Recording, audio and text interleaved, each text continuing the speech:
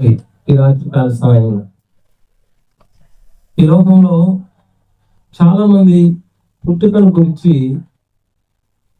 తెలియంది ఏంటంటే, లోకంలో కొంతమందికి పల విధాలుగా మానవులు ఉంటూ ఉన్నారు. ఒక 2-3 గుంపులు మీకు గుర్తు చేస్తాను. మొదటి గుంపు ఎవరంటే సైన్స్ నమ్మేవాడు. మానవుడు ఎలా వచ్చాడు ఈ లోకంలోకి మానవుడు ఏ విధంగా జన్మించాడు అని అంటే వాళ్ళు ఏం చెబుతారు, మానవుడు కోతి నుంచి పుట్టాడు అని. డార్విన్ సిద్ధాంతం. ఏ సిద్ధాంతం అది? మరి మనిషి కోతి నుంచి పుట్టినప్పుడు కోతి మాదిరి బుగ్గలు, కోతి మాదిరి తోక, కోతి మాదిరి మొత్తం ఉండాలి. కానీ ఏ మనిషికి కూడా తోక ఉంటుంది చూడం. మనిషికి తోకలు లేవు. కనుక మీరు గమనించండి, అవధి గుంపు ఎవరంటే సైన్స్ నమ్మే శాస్త్రవేత్త. సైన్స్ నమ్మేటువంటి మానవుడు పుట్టుకల గురించి ఇలా వచ్చాడు, దీని నుంచి ఇట్లా వచ్చాడు అని. రెండవ గుంపు ఎవరంటే నాస్తికులు. నాస్తికులు అంటే ఎవరంటే దేవుడు లేడు, దయ్యం లేదు, ఏం లేదు,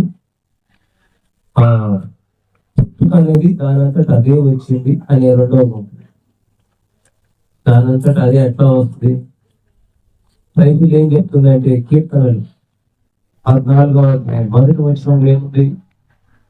దేవుడు లేడని చదువుతారు. కీర్తనలు 14వ అధ్యాయం మొదటి వచనం.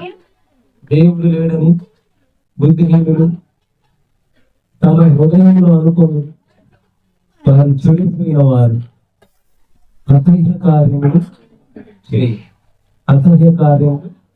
చేయు. వారు చెడిపోయిన వారు, దేవుడు లేడు అనేవారు. పిల్లల వారి జీవితాలు ఎలా ఉంటాయంటే నాస్తికత్వం, చెడిపోయిన వారు, అసహ్య కార్యములు చేసేవారు. కనుక దేవుని వాక్యం ఏం చెప్తుంది అంటే, దాని అంతటా అది ఏది కూడా రాలేదు. కలిగి ఉన్నది ఏది ఆయన లేకుండా కలగలేదు.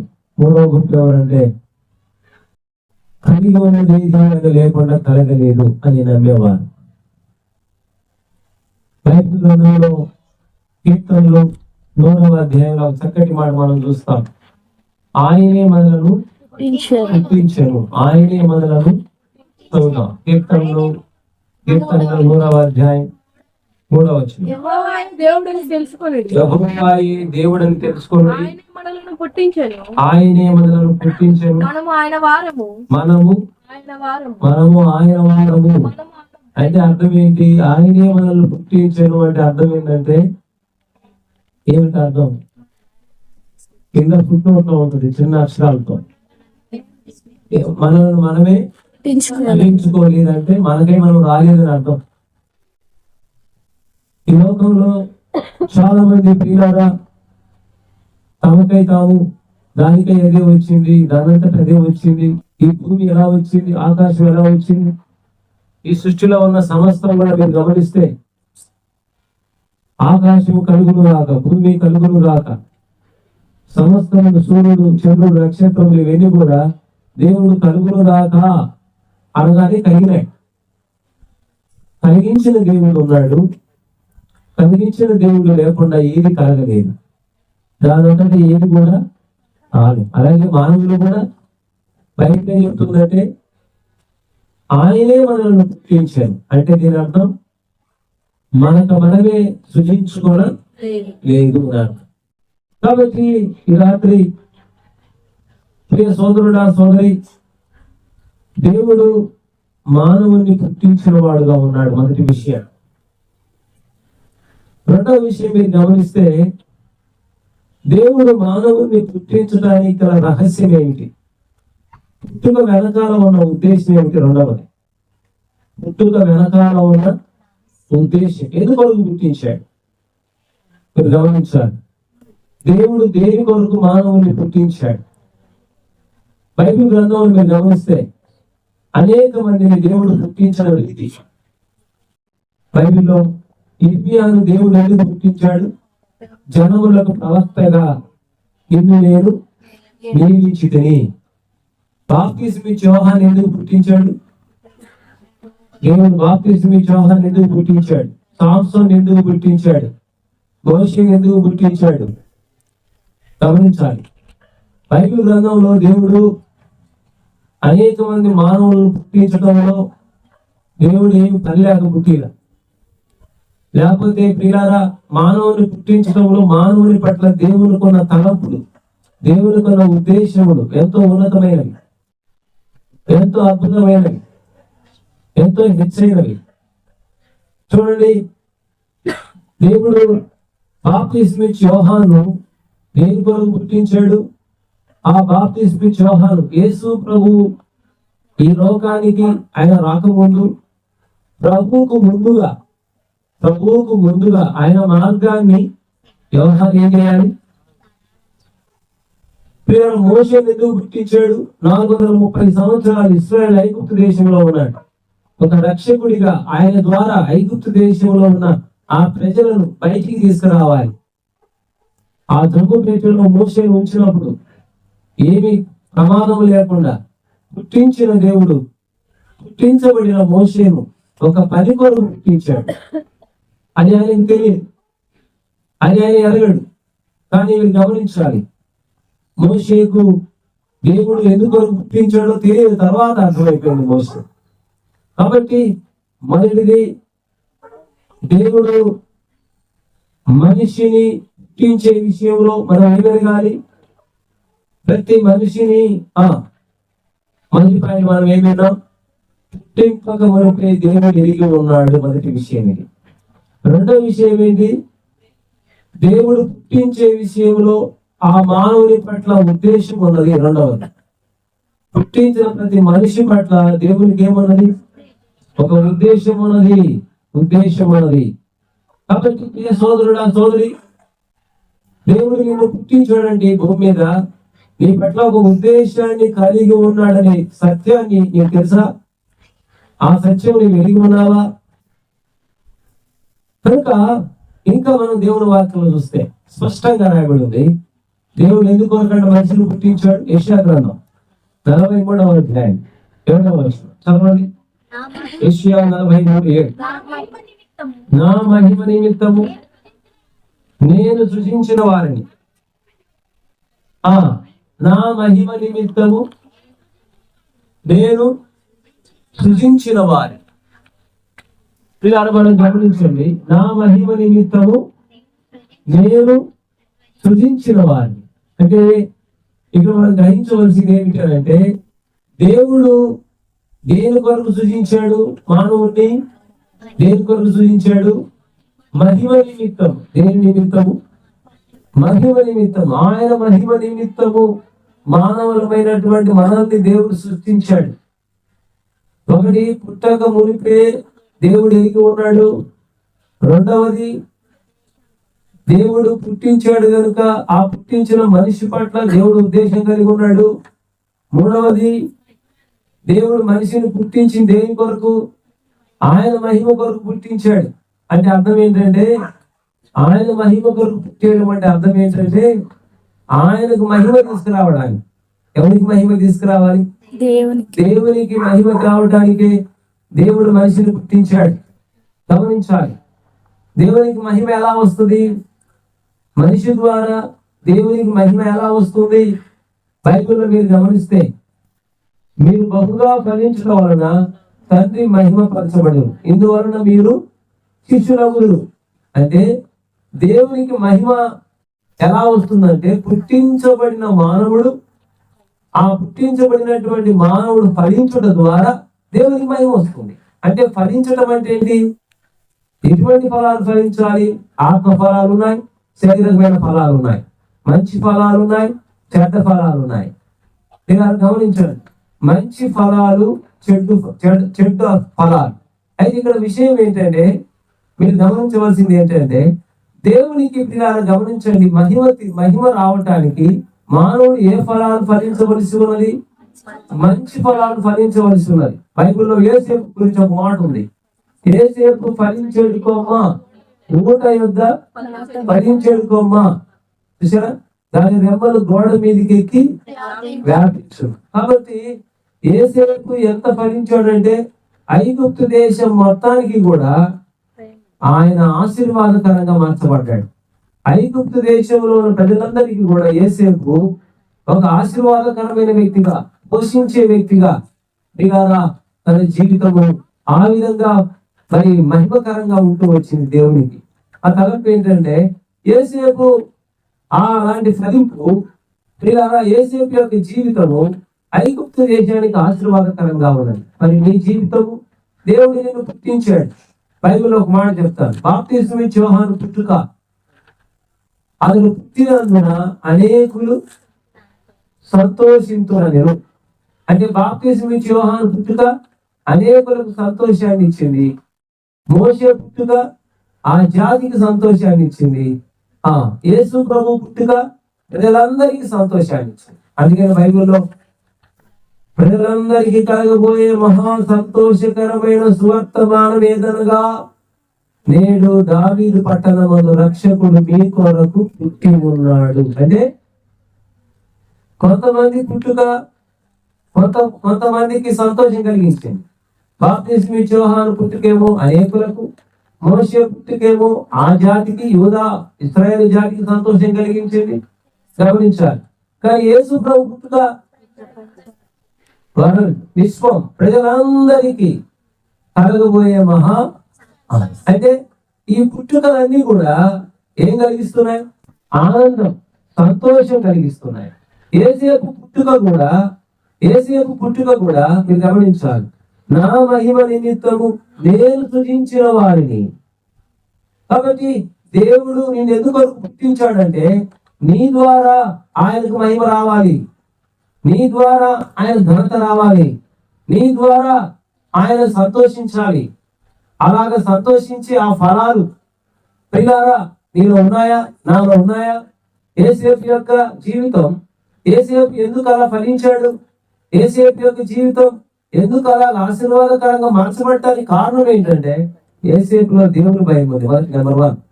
యేసేపు ఫలించడానికి, యేసేపు ఐగుప్తు దేశ ప్రజలకు ఆశీర్వాదకరంగా మార్చబడటానికి, యేసేపు యొక్క జీవితం ఫలవంతంగా ఉండటానికి యేసేపులో ఉన్న మొట్టమొదటిది ఏంటంటే దైవ భయం కలిగిన వాడు. చిన్ననాటి నుంచి కూడా గమనించండి, దేవుని భయం తనలో ఉన్నది. దైవ భయం కలిగినటువంటి వాడు. ఈనాడు వింటున్న సోదరుడా, ప్రపంచంలో జరుగుతున్న అత్యాచారాలు, ప్రపంచంలో జరుగుతున్న మారణకాండలు, ప్రపంచంలో జరుగుతున్న వీటన్నిటి కూడా చూస్తే కారణం ఒకటే, దైవ భయం లేకపోవడమే. మనిషికి గమనించండి, దేవుని భయం లేకపోతే బైబిల్లో ఒక మాట ఉంది, ఎక్కడైతే దేవుని భయం ఉండదో అక్కడ ఏముంటది తెలుసా? అబ్రహాం అంటాడు, ఈ స్థలంలో దేవుని భయం ఎంత మాత్రం లేదు కానీ అబద్ధం మనసు వచ్చిందండి అబ్రహాం శారా గురించి. దేవుని భయం లేని స్థలాల్లో, దేవుని భయం లేని మనుషులలో వాళ్ళు ఏదైనా చేయడానికి ముందుకు వస్తారు. యేసేపులో దేవుని భయం ఉంది కాబట్టి ఐగుప్తు దేశము దేవుడు తన హ్యాండ్ ఓవర్ చేశాడు, తన చేతిలో పెట్టిన ఐగుప్తు దేశం. ఎందుకో తెలుసా? అదే ఐగుప్తు దేశంలో యేసేపు పొతిఫర్ ఇంట్లో ఉన్నప్పుడు పొతిఫర్ భార్య తన జీవితంలో పాపము చేయడం ప్రేరేపించినప్పుడు పారిపోవడానికి కారణం దేవుని భయం తనలో ఉన్నది. ఆ దేవుని భయం ఉన్నప్పుడు ఏ వ్యక్తి అయినా పాపం చేయడు. దేవుని భయం ఉన్నప్పుడు అబద్ధాలు ఆడడు. దేవుని భయం ఉన్నప్పుడు దొంగతనం చేయడు. దేవుని భయం ఉన్నప్పుడు దూషించడు. దేవుని భయం ఉన్నప్పుడు కీడు చేయడు. దేవుని భయం ఉన్నప్పుడు ఇష్టానుసారమైన జీవితం జీవించడు. దేవుని భయం ఉన్నప్పుడు అణిగి ఉంటాడు. దేవుని భయం ఉన్నప్పుడు తగ్గింపు కలిగి ఉంటాడు. దేవుని భయం ఉన్నప్పుడు క్షమాపణ హృదయం కలిగి ఉంటాడు. ఇవన్నీ యేసేపులో ఉన్నాయి. అందుకని దేవుడు యేసేపును ఆశీర్వదించాడు. ఇంకొక విషయం ఏంటో తెలుసా? 2వ తరం యేసేపు ఫలించడానికి 2వ కారణం ఏంటంటే యేసేపులో వినయం ఉన్నది. యేసేపులో ఏమిటా వినయం తెలుసా? వినయము గలవారి యొద్దను, దీన మనసు గలవారి యొద్దను నేను నివాసం చేస్తున్నాను. యేసేపు ఎక్కడ యేసేపు జీవితాన్ని మీరు గమనించండి. యేసేపులో ఏముంటున్నాయో గమనించండి. వినయము, దీన మనసు. దేవుడు ఎవరి దగ్గర నివాసం చేస్తాడు?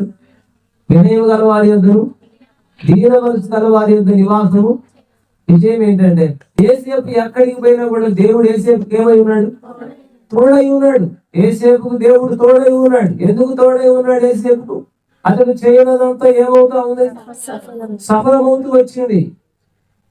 గుంతలో వేసిన, జైల్లో వేసిన, చెరసాలలో వేసిన యేసేపు జీవితంలో ఎక్కడ ఏ స్థితిలో కూడా వెళ్తున్నా కూడా దేవుడైతే యేసేపుని ఏం చేయడు? విడిచిపెట్టాడు. మొదటి విషయం యేసేపులో దైవ భయం. రెండవ విషయం యేసేపులో వినయం తగ్గింపు. మూడవ విషయం యేసేపులో ఉన్న మూడవ లక్షణం ఏంటి తెలుసా? ఆయన వారి అన్నలను గురించినటువంటి చెడుతనాన్ని వారి తండ్రి దగ్గరకు వచ్చి చెప్పేవాడంట. అంటే అర్థం ఏంటంటే చెడు అంటే గిట్టని వాడు ఎవరు? యేసేపు. ఇవన్నీ ఫలించడానికి కారణాలు. యేసేపు యొక్క జీవితము ఆశీర్వాదకరంగా ఉండడానికి కారణం ఏంటంటే దేవునికి మహిమకరంగా తన జీవితం ఉండడానికి కారణం ఏంటంటే తనలో ఎన్నో ఉన్నాయి, మనకు సమయం కాదు కానీ ఈ మూడు మనం గుర్తు పెట్టుకుందాం. ఒకటి దైవ భయం కలిగిన వాడు ఆయన. అందుకే ఒక చోట 42వ ఆదికాండంలో అంటాడు, నేను దేవునికి భయపడవాడును. నేను దేవునికి భయపడే వారి మీద ఏముంటుంది తెలుసా? దేవునికి భయపడే వారి మీద ఆయన కనికరం ఉంటుంది. ఎంతవరకు? తరతరాలు ఉంటుంది. దేవునికి భయపడే వారి మీద లూకా సువార్త 1వ అధ్యాయం 50వ వచనంలో ఆయన కనికరము ఎలా ఉంటుంది? తరతరాలు. మొదటి విషయం. రెండవది ప్రసంగి గ్రంథంలో 8వ అధ్యాయం 2వ వచనంలో దేవునికి భయపడే వారికి ఆయన, దేవునికి ఎవరు భయపడతారు? వారు క్షేమంగా ఉంటారు. ఎలా ఉంటారు? క్షేమంగా ఉంటారు. దేవునికి భయపడేవారు. జ్ఞాపకం పెట్టుకోండి పిల్లారా. ఎవరైతే దేవునికి భయపడతారో అలాంటి వారి జీవితం క్షేమంగా ఉంటుంది. దేవుని యొక్క కనికరం వారి మీద తరతరాలకు ఉంటుంది. కాబట్టి దేవునికి భయపడ్డటువంటి శిలువలో దొంగ కూడా దేవునికి భయపడ్డాడు. యేసు ప్రభుని శిలువ వేసినప్పుడు ఆ పక్క ఈ పక్క దొంగ శిలువ వేశారు కదా. మనడు కదా అన్నాడు కదా, నీవు క్రీస్తువు కదా, నిన్ను నీవు రక్షించుకున్నాడు. అవి భయం లేని మాటలు కదా.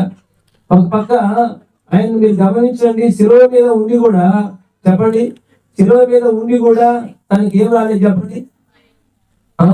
మనం లోకంలో సామెత వాడు ఎంత తగ్గినా సిగ్గురాడు దీనికి అంటారులా అంటారు కదా. ఆ టైప్ అని వాడు మొదటోడు. ఎవరు మొదటోడు? ఏ టైప్ అంటే అంత శ్రమ అనుభవిస్తున్నాడు. ఎక్కడ? శిలువ మీద. ఇంకా తగ్గించుకోవాలా లేదా?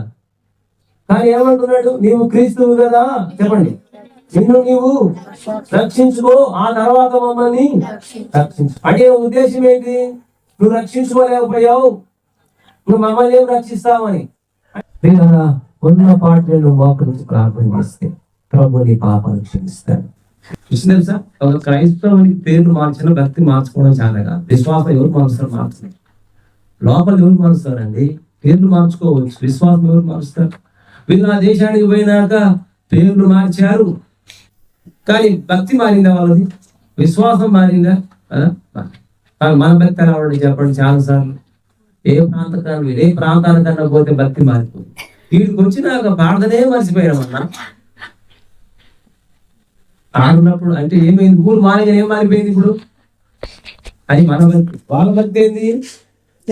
ఇది ఆడిపోయిన భక్తి మారదు. వాళ్ళ పేర్లు మారిపోయినాయి, కానీ భక్తిలో ఎక్కడ కూడా మార్పు రాదు. విశ్వాసంలో ఎక్కడ కూడా బైబిల్లో ఒక మాట ఉంది, ఈ దానియేలు రాజులు మారారు కానీ దానిలు వర్ధిల్లుతూనే వచ్చాడు. రాజ్యాలు మారినాయి, దానిలు వర్ధిల్లుతూనే వచ్చాడు. అది శాశ్వతమైన భక్తి. ఆ భక్తి మనం చేయాలి. ప్రియ సోదరుడు, సోదరి, ఇప్పుడు శత్రుఘ్న మేషాకు అభ్యర్థినవాడు నీ పేరు పెట్టి పిలిస్తే ఆయన కళ్ళు మండినాయి.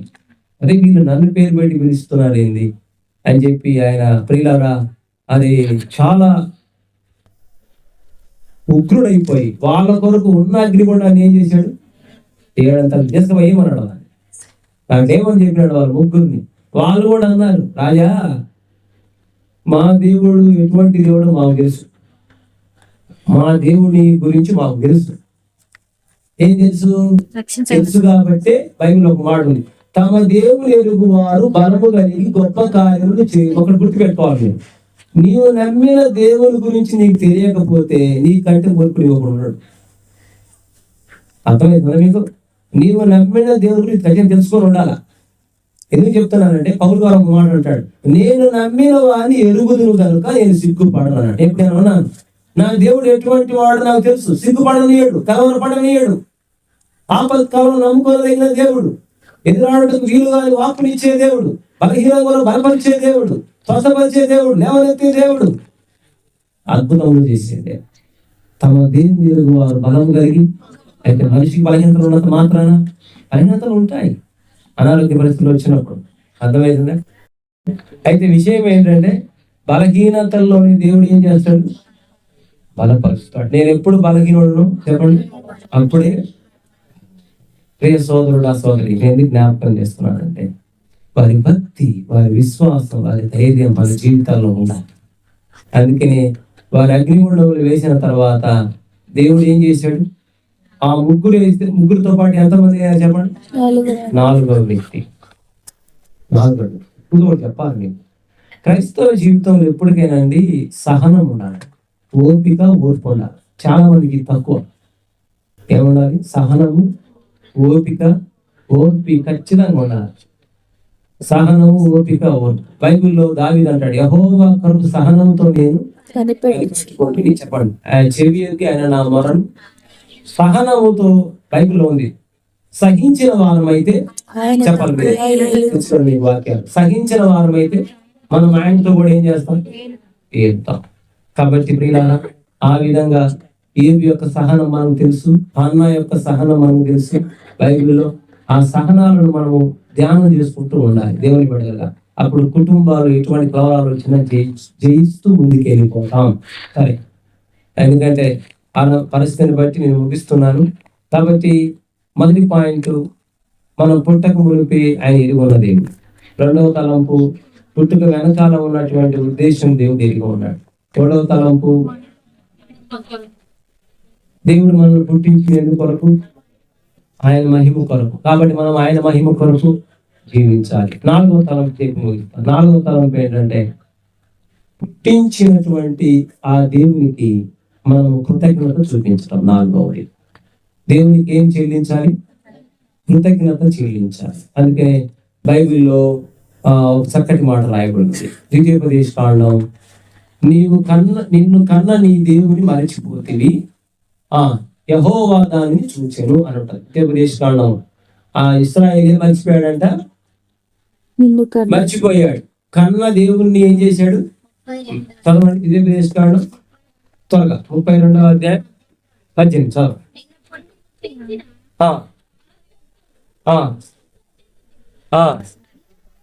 నిన్ను కనిన నీ దేవుని, ఇప్పుడు చూడండి, కన్న దేవుణ్ణి మర్చిపోయాడు అంటే అర్థం ఏంటి, పుట్టించిన దేవుణ్ణి మర్చిపోయాడు. అనేది ఏంటంటే దేవుడు ప్రియులారా ఆయనే మనల్ని పుట్టించాడని వింటూ వచ్చాం. అదే రీతిగా ఈ సమయంలో దేవుడు విజయ్ అలాగే సోదరి సౌజన్య, దేవుడు వారిని కుటుంబంగా ఏర్పరిచి మరి సంతానం అనుగ్రహించాడు.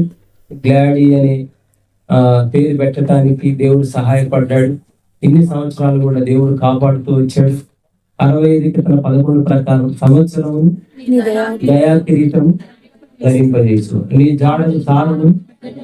అనేది ఏంటంటే ప్రియులారా, ప్రభువు చేసిన మేలును బట్టి కుమారులు యెహోవాను గ్రహించు స్వాస్థ్యం, గర్భఫలం ఆయన ఇచ్చు, చెప్పండి బహుమానం, గర్భఫలం ఆయన ఇచ్చు బహుమానం. కాబట్టి నా తలంపు ఏంటంటే దేవుడు అనుగ్రహించినటువంటి గ్లాడీని బట్టి ఒక సంవత్సరం అంతా కాచి కాపాడి మరొక సంవత్సరాన్ని దేవుడు దయాకిరీటం ఇచ్చిన విషయాన్ని బట్టి గుర్తు చేసుకుంటూ ప్రభుకి ఏం చెల్లించాలి, కృతజ్ఞత చెల్లించాలి. ప్రతి విషయంలో ఆయనకి ఏం చెల్లించాలి, కృతజ్ఞతాస్తుతులు చెల్లించుడి. కాబట్టి ప్రతి విషయమున, కాబట్టి ప్రభు చేసిన మేలును బట్టి ప్రభువును స్తుతించాలి, ప్రభువును గణపరచాలి, ప్రభువును కీర్తించాలి. అందుకని బైబిల్ ఏముందంటే ప్రభువును స్తుతించుట మంచిది, మనోహరం, ఒప్పిదం, శోభస్కరం, ఇవన్నీ రాయబడ్డాయి కదా. యథార్థవంతులకి ఏంటి శోభస్కరం, స్తుతించడం. కాబట్టి ప్రియులారా, ప్రభు చేసిన మేలును బట్టి, పుట్టించిన విధానాన్ని బట్టి ప్రభు స్తుతించాలి. దావీదు అంటాడు, ఆయన చేసిన నా ప్రాణమా యెహోవాను సన్నుతించు, నా అంతరంగంలో సమస్తమా ఆయన పరిశుద్ధ నామమును, ఆయన చేసిన ఉపకారములలో దేనిని మరవకు. కాబట్టి దేనిని మరవకు, ప్రభు చేసిన మేలులు మరవక, ఫస్ట్ దేవుని మరవకూడదు, 2 దేవుని కార్యాలు మరవకూడదు, 3 దేవుని ఉపదేశం మరవకూడదు. ఏం మరవకూడదు? 1 ద్వితీయోపదేశకాండం 6వ అధ్యాయం దేవుని మరవకూడదు. 2 దేవుని ఉపకారాలు 103 కీర్తన మనకి 2 వచనాలు. 3 దేవుని ఉపదేశం సామెతలు 3వ అధ్యాయం మనకి వచ్చింది. కాబట్టి ప్రియులారా, దేవుని మరవకూడదు, దేవుని ఉపకారం మరవకూడదు, దేవుని ఉపదేశమును ఆ విధంగా మరవక ప్రభువును హింసాలి. చివరిగా 5వ పాయింట్ ముగించడం వరకు తలంపు ఏంటంటే, ఇచ్చిన బిడ్డల పట్ల, ఇచ్చిన దేవుడు పుట్టించిన బిడ్డల పట్ల తల్లిదండ్రులుగా, కుటుంబముల వారిగా మన బాధ్యత ఏంటి? 5వ తారీఖు ఏంటి బాధ్యత? ఒక చిన్న వాక్యం గురించి నేను ముగించేస్తాను.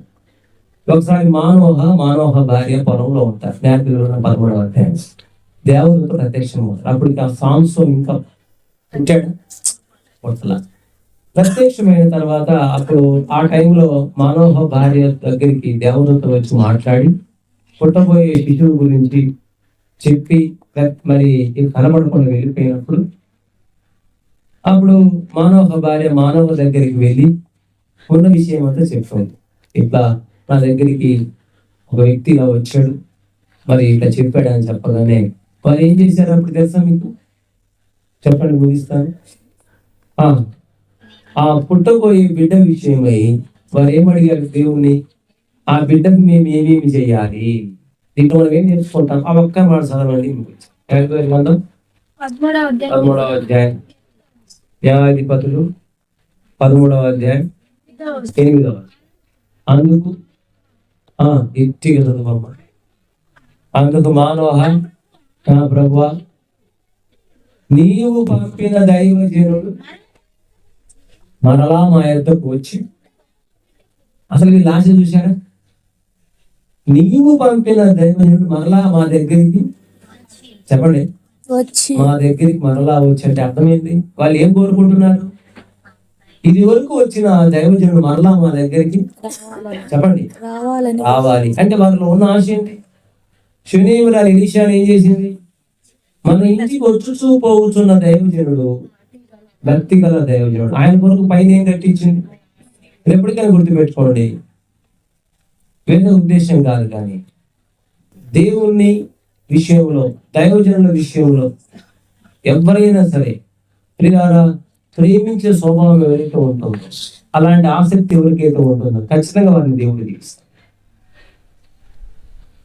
ఎందుకు నేను జ్ఞాపకం చేస్తున్నానంటే, ప్రియారా ఈ భార్య భర్తలు ఇద్దరు కూడా మీరు గమనించండి. అకులా ప్రిస్కిల్లా అని బైబిల్ ఇద్దరు ఉన్నారండి. అకులా ప్రిస్కిల్లా ఎప్పుడు కూడా వాళ్ళు పౌలుతోనే ఉండేవారు. ఎందుకు? పౌలు గారు అంటాడు ఒకసారి అకులా ప్రిస్కిల్లా గురించి, వాళ్ళ గురించి భలే సాక్షి ఇస్తారు పౌలు గారు. ఏమంటాడు? అవసరమైతే వాళ్ళు నా కోసం ప్రాణం ఇచ్చుటకైనను. అర్థమవుతుందా? కాబట్టి అలాంటి బంధము మీరు జ్ఞాపకం పెట్టుకోండి. అలాంటి బంధం కలిగి ఉన్నప్పుడు దేవుడి అత్యధికమైన కృపను ఖచ్చితంగా చూపిస్తాడు. కొంతమందికి లోకములు ఎక్కువ డీమిస్ ఉంటుంది, దైవంలో తక్కువ డీమిస్. వాళ్ళకి ఎప్పుడు లోకము లోకము లోకము లోకము లోకం. జాగ్రత్త, అది లోక స్నేహము మంచిది కాదు. నీకు దైవిక స్నేహమే, ప్రార్థన, దైవజనులు, వాక్యము, ఆయనతో సహవాసం చేసినట్లయితే నీకు మేలు కలుగుతుంది. అలాగున నీకు సమాధానం కలుగుతుంది. ఏబు గ్రంథం 22వ అధ్యాయం 21వ వచనం. ఆయనతో సహవాసం చేస్తే నీకు సమాధానం మేలు కలుగుతుంది. కాబట్టి ఎక్కువ లోకంతో, లోక సంబంధ వ్యవహారాలతో నువ్వు సహవాసం చేస్తే సమాధానం మీరు కోల్పోతావు. కాబట్టి జ్ఞాపకం పెట్టుకున్నాను. ఈ పాయింట్ దగ్గరికి వచ్చి ముగిస్తాను. మీరు ఏం ప్రార్థన చేస్తున్నారంటే, నీవు పంపిన దైవజనుడు మరలా మా యొద్దకు, చదవండి, పుట్టబో ఆ బిడ్డకు మేము ఏమి చెయ్యవలను. చూసారా? వీళ్ళు పిల్లల విషయమై ఒక శ్రద్ధ, వారిని పెంచే విషయమై ఒక శ్రద్ధ. చూడండి, ఇప్పుడున్న జనరేషన్ చూస్తే సెల్ ఫోన్లు వచ్చినాయి కదా. ఈ సెల్ ఫోన్ లో వాళ్ళు తిప్పి 4 తిప్పులు తిప్పుతారు. పిల్లలకి ఇచ్చేవాడు సారి అంటే వాళ్ళు ఏం చూసేది వీళ్ళు గమనించరు. ఎవరు చూస్తారా? ఏదైనా పిల్లోడు కాదు, ఏం స్టార్టింగ్ లో పోయేది తెలియదు, ఏం పొలకలో పోయేది తెలియదు దాంట్లో నుంచి. అంటే నేను అనేది ఏంటంటే ఏం దాని గమనం ఉండాలా. ఈనాడు జనరేషన్ ఎట్లుందంటే తల్లిదండ్రులైన వారు పిల్లల విషయంలో ఒక దృష్టి ఖచ్చితంగా నడవలసిన త్రోవను వారికి నేర్పుము, వాడు పెద్దవాడైనప్పుడు దాని నుండి తొలగిపోడు. మీరు గమనించాలి. ఇప్పుడు వీళ్ళు చేసిన ప్రార్థన ఏంటంటారు? ఆ దైవజనుడు మరలా ఎందుకు కోరుకుంటున్నారు వీళ్ళు? పుట్టబోయే శిశువుకు మేము ఏమేం చేయాలా, ఏం నేర్పించాలా, ఎలా పెంచాలో ఆయన చెప్పాలన్నమాట. అంటే వాళ్ళ హృదయంలో ఉన్న ఆశ ఏంటి, వాళ్ళ హృదయంలో ఉన్న కృష్ణ ఏంటి? మా బిడ్డ దైవజనుడు ఏం చెప్తాడో దాని ప్రకారము అలాగే చేయడానికి ఇష్టపడుతున్నాం, ఆ క్రమంలో పెంచడానికి ఇష్టపడుతున్నాం, ఆశ ఉందా మనకి? తిమోతి, మోషే, యోకోబేదు మోషేను అలా పెంచింది, తిమోతి అలా పెంచబడ్డాడు. సమూయేలు దేవుని దయదు, మనుషుల దయదు. పిల్లారా, మన కుటుంబంలో బలహీనతలు ఉంటాయని చెప్పట్లేదు, ఉంటాయి, అయితే మనం సవరించుకోవడం. అర్థమైంది? అందరికి పిల్లలు ఉన్నారు కదా, కానీ కొంతమంది కనపడరండి పిల్లలు. కొంతమంది పిల్లలు ఎట్లా ఉంటారంటే అసలు కనపడరు. ప్రియా సోదరుడా, నడవలసిన త్రోవని అలాంటి త్రోవలో నడిపించడానికి ప్రయత్నం చేద్దాం. దేవుని కుటుంబము అనే విషయంలో యెహోవాకు భయభక్తులు కలిగిన కుటుంబం ఈలాగు ఆశీర్వదించబడు. నీ భార్య ఫలించు ద్రాక్షావళి మొక్కల వలె. అందుకనే పిల్లల చిన్న బిడ్డల విషయంలో కానీ యవనస్తుల విషయంలో కూడా నేర్చుకోవాల్సింది ఏంటంటే చదువుకునే పిల్లలు కూడా తల్లిదండ్రులు ఏం చేయాలి? సన్మానించాలి. పిల్లలు తల్లిదండ్రులు ఏం చేయాలి? సన్మానించాలి. ఇంకోటి రాయబడి తల్లిదండ్రులు పిల్లలకి ఏమిటి ఆపకూడదంట. వాళ్ళ కోపము కాబట్టి ఇట్లా ఉన్నాయి కాబట్టి దేవుని వాక్యాలు ప్రేమించినప్పుడు ప్రేమించాలా, చెప్పండి, శిక్షించేటప్పుడు శిక్షించాలి. కాబట్టి ఆ విధంగా తిమోతి వలె, సమూయేలు వలె, ఇంకా మోషే వలె మన బిడ్డల విషయంలో ప్రియులారా మరి అలాగ ప్రార్థన చేయాలి. పిల్లల కొరకు మనం ఏం చేయాలి చెప్పండి? వారి గురించి ఏదో అరుణోదయం లేచి ఏం చేసేవాడు? ప్రార్థన చేసేవాడు. ఆ విధంగా వారు ఎక్కడైనా పాపం చేశారు అంటే అరుణోదయం లేచి వారి కొరకు ఒక్కొక్కరి కొరకు ఏం చేసేవాడు అంట? భయపించేవాడు. కాబట్టి రాత్రి మన జీవితాలు ఇప్పుడు చెప్పిన 5 విషయాలు మీరు ఒకసారి రిపీట్ చేస్తే ప్రార్థన చేసి ముగిస్తాం. వాటి విషయం ఏంటి చెప్పండి? అందరూ చెప్పాలా? చికెన్ సామర్థ్యం ఉన్నాయి వాళ్ళకి. అదేంటి? దేవుడు మన పుట్టక మునిపే మనల్ని ఎరిగి ఉన్నాడు. నెంబర్ 1. రెండోది ఏంటి? దేవుడు మనల్ని వ్యర్థంగా పుట్టించలేదు, పని పాట లేకుండా పుట్టిన దేవుడు పుట్టించిన ప్రతి ఒక్క వ్యక్తి పట్ల ఉద్దేశం ఉన్నది. నెంబర్ 2. మూడోది ఏంటి? దేవుడు పుట్టించింది ఆయనకి మహిమ తేవటానికి, ఆయనకి మహిమ రావాలని. అంటే ఆయనకి మహిమ రావాలి. ఏసేపు వాళ్ళ మహిమ వచ్చింది, మోసే వాళ్ళ మహిమ వచ్చింది, ఎస్తేరు రాణి ఆయన వల్ల మహిమ వచ్చింది, రూతు మహిమ వచ్చింది. అట్లా మన జీవితాల్లో కూడా పెద్ద మేషగల వల్ల మహిమ వచ్చింది. మన జీవితాల్లో కూడా మన వల్ల దేవునికి ఏం రావాలి? అలా మహిమ రావాలంటే మంచి ఫలాలు ఫలించాలి, ఆత్మ ఫలాలు ఫలించాలి, చెడ్డ ఫలాలు ఫలించకూడదు, దేవునికి ఇష్టమైన ఫలాలు ఫలించాలి, శరీర కార్యాలు ఉండకూడదు. ఏదైనా పొరపాట్లు ఉంటే ప్రభుత్వంలో కంటే శుద్ధి చేసుకోవాలి. ఇది జ్ఞాపకం పెట్టుకోవాలి. ఆ తర్వాత 4వది స్తుతించిన దేవునికి కృతజ్ఞులై ఉండాలి. అంటే ప్రభు చేసిన మేలును బట్టి ప్రభువును స్తుతించాలి, ప్రభువును ఆరాధించాలి. పిల్లారా, ప్రభువును కనపరచాలి. ప్రభు చేసిన మేలును బట్టి సంవత్సరమును ఈ దయా కిరీటము ధరింపజేస్తున్నావు. కాబట్టి మరి ఆ విధంగా దావీదు ఆయన చేసిన ఉపకారములను 3 చెప్పాను. మరవకూడదు ఏంటి? దేవుని మరవకూడదు, ఉపకారంలో దేవుని ఉపకారం మరవకూడదు, దేవుని ఉపదేశం మరవకూడదు. కాబట్టి జ్ఞాపకం పెట్టుకోండి. 5వ పాయింట్ ఏంటి?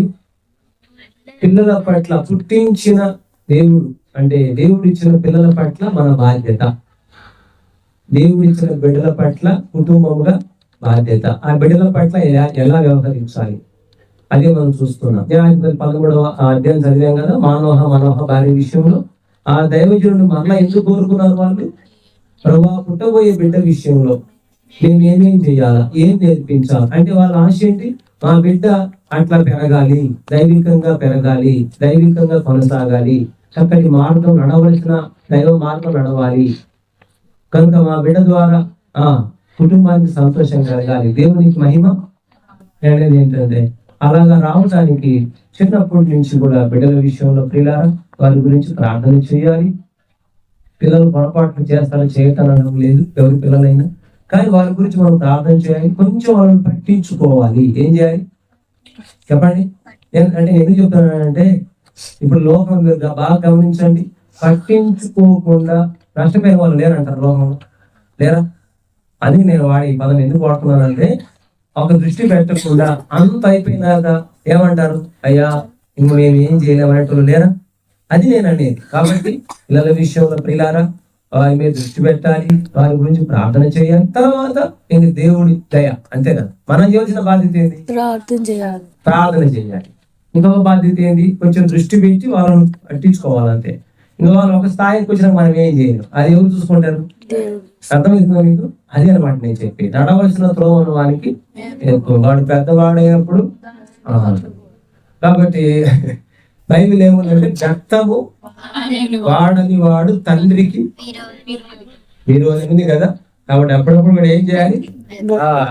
కాబట్టి ప్రియారా ఆ విధంగా మనల్ని కూడా బెత్తం అంటారు దేవుడు. వాడటం మనకు బెత్తం, మనం చక్కగా లేవు అనుకో, మనకు కూడా బెత్తం అంటారు దేవుడు. మనకు వాడే బెత్తం ఏంది? నువ్వు రాంగుడు పోయినా బట్టి దెబ్బేస్తాడు మన మీద. అప్పుడు తెలుసుకోవాలి మనం, అప్పుడు తప్పు నుంచి పిల్లలకు కూడా అంతే. కాబట్టి పిల్లరా ఆ విధంగా మన జ్ఞాపకం పెట్టుకొని దైవికంగా నడుస్తూ చూపరగా ముగించాం. మనం ఈ మైక్ ద్వారా ఉంటున్న సోదరుడా యేసు ప్రభు గురించి విన్నాం. క్రీస్తు యేసునందున్న వారికి ఏ శిక్ష ఇది లేదు. దయచేసి యేసు ప్రభు నీ ప్రభు, ఈ రక్షకుడు ఆయన నమ్ము విశ్వసించు. నీ కొరకు కాలం పెట్టిన వాడు, ఆయన నిత్య జీవం ఇచ్చేవాడు. ఈ రాత్రి ఆ యేసు రక్తం ప్రతి పాపములకై ఏం చేస్తుంది? చేస్తుంది. కాబట్టి ప్రభు యేసునందు విశ్వాసించండి, అప్పుడు నీవు నీ ఇంటి వారు ఆత్మ రక్షణ పొందుతారు. ప్రభు కొన్ని మాటలు దీవించి ఆశీర్వదించండి.